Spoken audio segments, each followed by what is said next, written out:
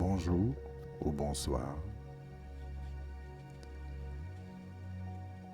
Aujourd'hui, la méditation est comment transformer votre champ énergétique, comment aligner vos cellules,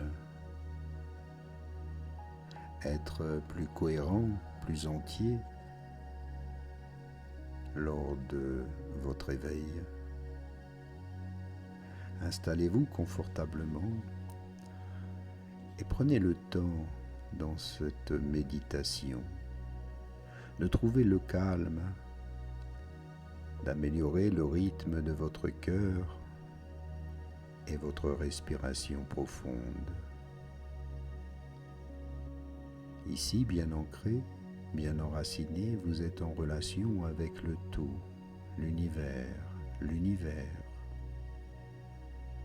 Et vous ressentez jusque dans votre cœur une vibration, un champ énergétique qui se transforme.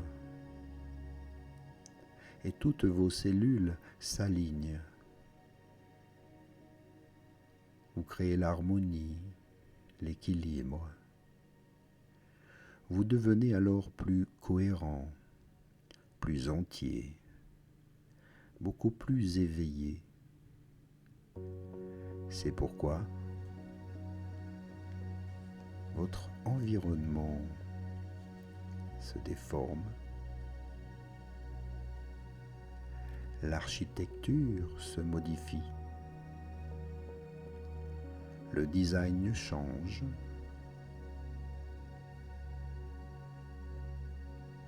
et tout le stress s'évacue, toute anxiété, toute crainte disparaissent. Car votre corps sait que toutes ces choses ne sont pas vraies. Il sent et ressent la cohérence et il agit maintenant.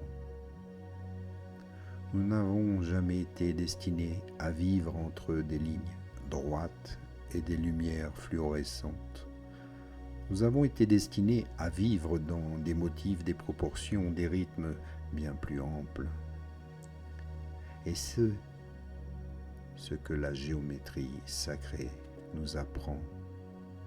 Ce n'est pas du mysticisme, ce n'est pas de l'abstraction, c'est simplement le retour au modèle originel. Thoth n'enseignait pas la géométrie sacrée dans un but intellectuel, il l'a proposée comme un moyen de rentrer chez soi, un moyen de se souvenir de sa place. Ici, dans la grande structure de l'univers, vous retrouvez votre place, car une fois que vous voyez le code, vous réalisez que vous êtes la clé. Et une fois que vous vivez en accord avec ce code, à travers vos pensées, vos actions, vos créations et votre présence, la vie cesse d'être chaotique et commence à révéler son ordre profond et sous-jacent. Vous n'avez jamais été destiné à vous sentir perdu, car la carte a toujours été là. Elle n'est pas dessinée à l'encre, mais gravée dans la nature, inscrite dans vos cellules, codée dans la structure même de l'existence. C'est la vie. La géométrie sacrée n'est pas seulement le dessin de la vie, c'est une invitation à y revenir consciemment, pleinement, avec émerveillement et toutes vos belles intentions. Car lorsque vous agissez en accord avec le plan, la création ne vous résiste plus, elle vous répond. Vous n'avez jamais été destiné à oublier, vous n'avez jamais été destiné à vivre dans l'obscurité, à chercher à tâtons un but dans un monde conçu pour vous maintenir dans la petitesse. Thoth n'a pas laissé ses enseignements derrière lui pour qu'ils prennent la poussière dans les bibliothèques ou soient dilués dans des mythes pour enfants. les a laissés comme des plans pour votre éveil. Chaque principe, chaque symbole, chaque soi-disant mythe a été codé pour une raison. Activez quelque chose qui sommeille en vous, quelque chose d'ancien, quelque chose de puissant. Vous l'avez sûrement déjà ressenti, cette attraction, cette agitation, ce sentiment qu'il y a plus que le train-train quotidien. Cette illusion de séparation, cette course à la validation. Ce n'est pas seulement de la curiosité, maintenant c'est un souvenir qui s'éveille en vous. C'est votre âme qui s'éveille d'un long sommeil. Thoth n'a pas enseigné l'immortalité pour échapper à la mort, il l'a enseigné pour révéler la vérité. Que votre conscience est éternelle et que la lumière qui est en vous ne peut être éteinte par le temps ou les traumatismes. Pour lui, l'immortalité ne consistait pas à échapper à ce monde, mais à l'habiter pleinement en tant qu'être de lumière et à se déplacer consciemment à travers toutes les dimensions, à marcher entre les mondes, à transmettre la sagesse à travers les vies. Ce n'est pas une métaphore, c'est une directive, c'est votre mission. Vous êtes ici pour donner de l'amour, de la lumière, de l'éveil. Vous n'êtes pas ici pour être un participant passif. Vous êtes ici pour éveiller le Créateur qui est en vous. Mais le monde dans lequel vous êtes né a été construit pour vous le faire oublier. Car dès votre naissance, vous avez été conditionné à douter de votre savoir intérieur. On vous a même appris à mémoriser et à répéter au lieu de questionner et de ressentir. Vous avez été distrait par des écrans clignotants, épuisé par un travail vide de sens. Et on vous a dit que l'épanouissement se trouvait ailleurs, dans votre travail, vos relations, vos possessions. Mais ce n'est pas le cas. Ce n'a jamais été le cas. Il est temps de changer.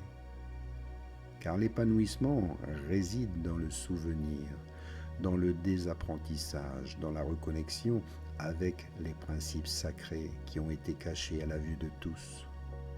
Le mentalisme vous montre que la réalité commence dans la pensée. La loi de l'un vous rappelle que tout est connecté, tout est un.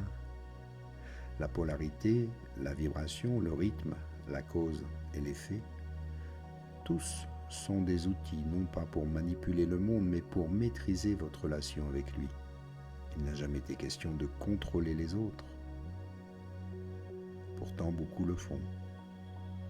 Il s'agit depuis toujours de retrouver votre souveraineté, de comprendre que l'univers ne répond pas à ce que vous prétendez être, mais à la fréquence que vous émettez réellement. Et voici ce qu'ils ne vous diront pas.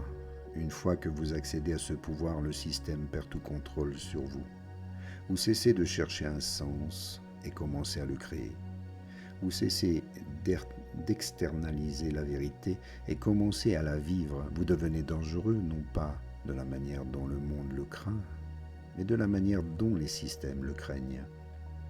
Parce que vous ne pouvez plus être manipulé par la peur, la honte ou la peur du manque. Et c'est là que vous commencez la véritable liberté. Pas une liberté d'autorisation, mais simplement la liberté d'être ce que vous êtes réellement. L'éveil ne signifie pas que vous ascensionnez vers le bonheur et laissez le monde derrière vous.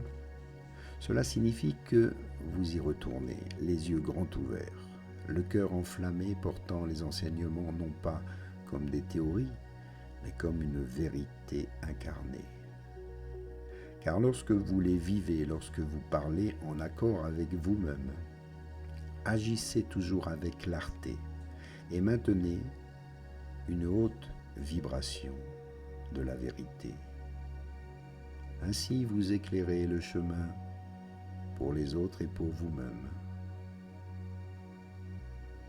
C'est ce que Thoth entendait finalement par illumination, devenir la lumière qui révèle le chemin.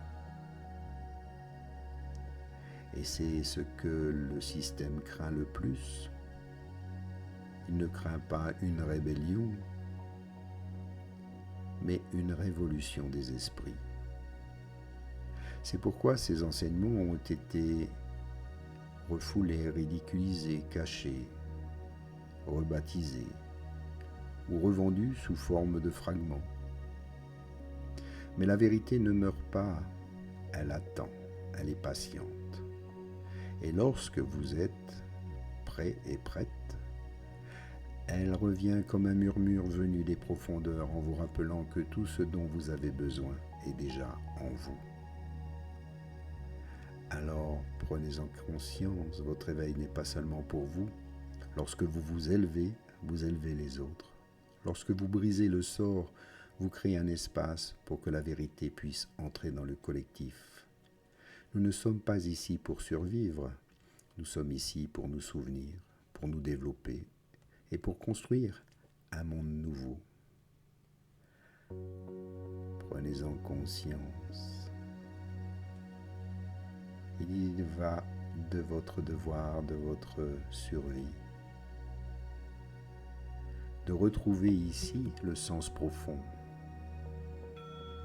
de ce que vous êtes et de ce que vous avez toujours été. À bientôt. Namasté.